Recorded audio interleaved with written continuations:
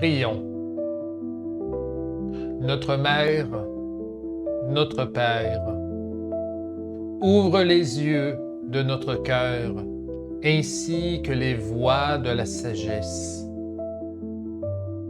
Dépose l'Esprit du Christ sur nous, afin que nous puissions croître en tant que communauté de disciples. Nous te le demandons au nom de ton Fils Jésus. Amen. Évangile selon Jean, chapitre 14, versets 1 et 2. Que votre cœur ne se trouble pas. Vous croyez en Dieu, croyez aussi en moi. Dans la maison de mon Père, il y a beaucoup de demeures. Sinon, vous aurais-je dit que j'allais vous préparer le lieu où vous serez?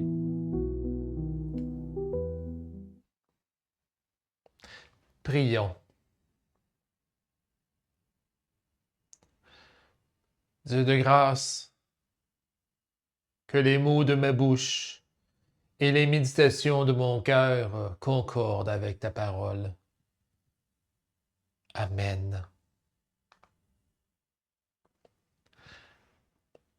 Dans la maison de mon Père, dit Jésus, il y a beaucoup de demeures.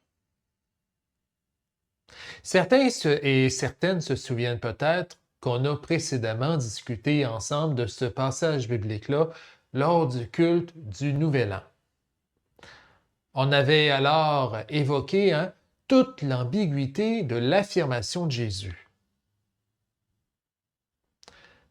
Dans la maison de mon Père, dit-il, il y a beaucoup de demeures.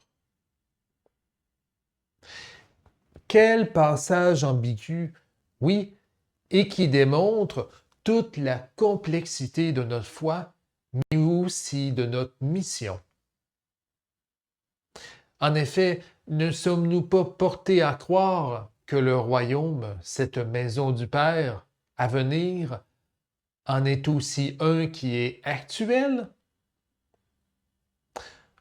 Un royaume dont Dieu est l'architecte divin, mais dont nous sommes aussi responsables? Le Seigneur, en nous appelant, nous a confié à chacun et chacune une grande responsabilité. Une maison commune, un royaume qui advient et qui est. D'ailleurs, dans la traduction de la Tobe, l'affirmation de Jésus sort un peu de l'ordinaire pour une autre raison. On peut trouver un peu étrange, peut-être, cette idée d'une maison contenant plusieurs demeures, plusieurs autres maisons à habiter. Peut-être qu'on pourrait s'imaginer la maison du Père comme une sorte de building, un gros bloc de béton beige avec plusieurs appartements. Seulement, ce ne serait pas très typique, vous comprenez, de l'époque de Jésus. Pourtant, il y a peut-être quelque chose à creuser ici, qui fasse sens pour nous qui réfléchissons à l'année pastorale qui vient de passer à Sainte-Claire, cette communauté que nous constituons. Personnellement, j'aime me représenter cette maison du Père contenant plusieurs demeures et dont parle Jésus comme une ville. Il y a des gens qui passent, qui vont et qui viennent, tandis que d'autres s'y installent pour un certain temps. Après tout, c'est la réalité de toute ville qui se transforme jour après jour, mais aussi de toute communauté de foi. Cette analogie-là me semble assez significative de Sainte-Claire, parce que l'année pastorale a démontré que le lieu où s'établit l'assemblée des disciples dépasse de loin celui du sanctuaire et du culte. On pourrait dire certainement que c'est dû au fait que Sinclair exerce principalement un ministère dématérialisé sur le web, chose non seulement commode, mais qui rend plus évident aussi le flot des disciples qui vont et viennent. Peut-être que vous vous en rendez déjà compte, mais la spécificité de notre ministère remet en question les frontières habituellement admises et qui délimitent l'activité de l'Église. Un ministère qui transcende les frontières nous oblige à nous redéfinir au niveau de notre ecclésiologie. Ça peut laisser songeur, surtout dans un temps de bouleversement et de fragilité pour nombre de communautés. Toutefois, ça fait aussi émerger en moi une espérance et quelques questions pas piquées des hannetons. Et si le concept d'église allait bien au-delà d'un building ou d'un lieu utilitaire? Et si, pour reprendre l'idée de ville, Saint-Clair ne constituerait pas en fait une maison commune où se trouvent plusieurs demeures, plusieurs lieux dématérialisés où vivre en fraternité? Si je peux me permettre d'être un peu imaginatif, je dirais qu'à Saint-Clair, on peut trouver des espaces habituellement associés au concept de ville et de village. Il y a bien sûr ce temple dans lequel on se trouve et qui reçoit le dimanche tout au plus 18 personnes, employant l'application de leur choix pour assister au culte. Que dire de plus de cette sorte de ludothèque ou d'amphithéâtre qu'est notre chaîne YouTube et qui compte plus de 1020 inscriptions? C'est là, après tout, que les gens se retrouvent pendant la semaine pour nourrir leur foi à travers la diffusion des cultes et la rediffusion des prédications, mais aussi visionner les épisodes de Théovrac, puis de l'Évangile en une gorgée. Saint-Clair a aussi sa librairie, son babillard, où 113 personnes inscrites peuvent lire la réflexion théologique de la semaine ainsi que s'informer de l'actualité de l'Église.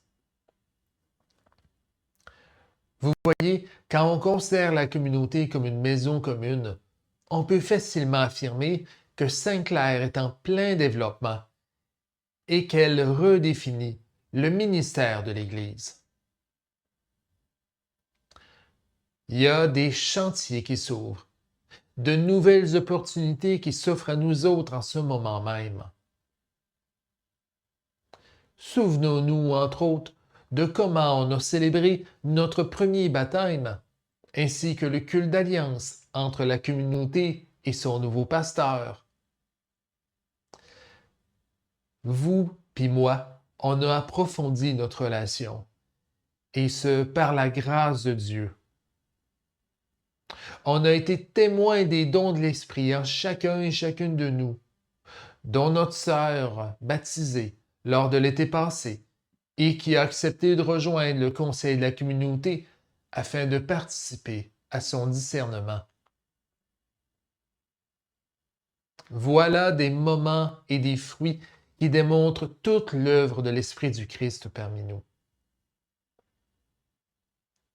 En somme, pour Saint-Clair, l'année pastorale a été un moment propice pour faire dans la nouveauté et élargir nos horizons. Et ce, tout en structurant la communauté. Vous savez, il n'y a pas juste nous autres qui avons fait dans la nouveauté. Il y a 2000 ans, Jésus est retourné vers notre Père afin de nous préparer une place dans sa maison. Les disciples d'alors étaient bien loin de s'imaginer toute la portée de cette affirmation-là. par la venue de l'Esprit et l'œuvre de la grâce pendant la Pentecôte, ils et elles comprirent que Jésus et le royaume ne sont pas éloignés en soi, mais qu'ils se trouvent parmi eux, parmi nous. L'Esprit Saint que le Christ nous a envoyé, notre défenseur et consolateur, œuvre sans cesse à travers nos discussions, nos prières d'intercession, les liens que vous avez soignés entre vous hors du culte, ainsi que les 34 rencontres pastorales que j'ai effectuées au cours de l'année. L'Église unie Saint-Clair, en somme, ce n'est pas du virtuel, c'est du réel. On grandit dans la foi, quand bien même nos demeures sont éloignées, bien que faisant partie quand même d'une seule et même maison. Cela dit, qu'est-ce qui nous attend pour la prochaine année pastorale? Quelle est la prochaine étape? Les plans du Seigneur constitueront une belle surprise pour nous tous et toutes. Du moins, je porte pour ma part quelques espérances, quelques objectifs, comme celui de cultiver le leadership dans notre communauté. Peut-être que certains et certaines d'entre vous aimeriez animer un culte une fois de temps en temps, ou encore une activité. Peut-être qu'une personne se proposerait pour s'occuper du site Internet avec Marie qui publie les prédications. On verra tout ça dans le temps. D'ici là, on peut être fier d'avoir aussi bien travaillé et d'avoir participé au développement de cette grande maison qui ne passe pas inaperçue auprès de ceux et celles qui veulent désormais s'y établir. Frères et sœurs dans le Christ, le Seigneur est bon. Il a recouvert de son esprit ses servants et ses servantes tout au long de l'année pastorale. C'est donc avec joie que nous pouvons poursuivre notre ministère tout en étant unis par les liens de la fraternité qui transcendent les frontières. Dieu nous soutient, lui notre rocher et notre espérance. Grâce lui soit rendue pour cette maison que nous partageons et dont lui seul, ultimement, est le maître et l'artisan. Amen.